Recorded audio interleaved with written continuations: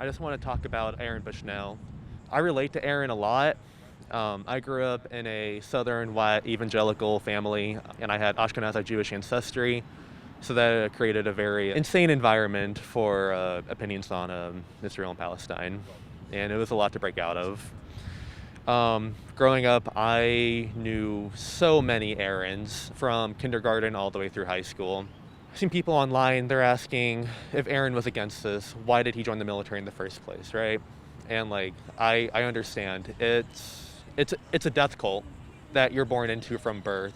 I remember when I was little, on a Marine Corps base, there was one day a year where they would bring out tanks and armored personnel carriers and IFVs and all these vehicles, and they would teach us elementary schoolers how you operate it. Found out now that school has a red, white, and blue dress code. That's the kind of environment people like Aaron are growing up in. And for some people, it's not until you see the horrors of that environment that you realize just what exactly you're fighting for, just the insanity of it all. It's like lambs to the slaughter, and Aaron knew that.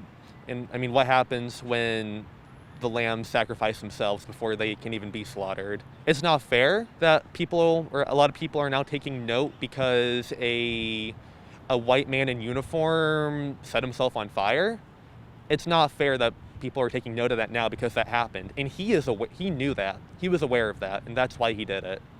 And I mean, I know that he's braver than I am on it.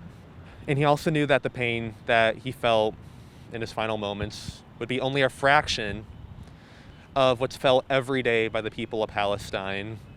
All the men, women, children, fighters and civilians, everyone just trying to find peace and security and prosperity in their home.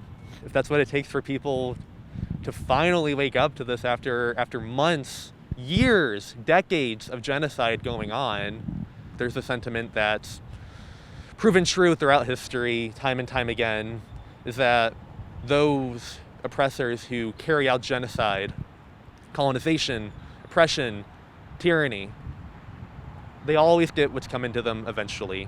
May take a day, may take a decade, may take a century.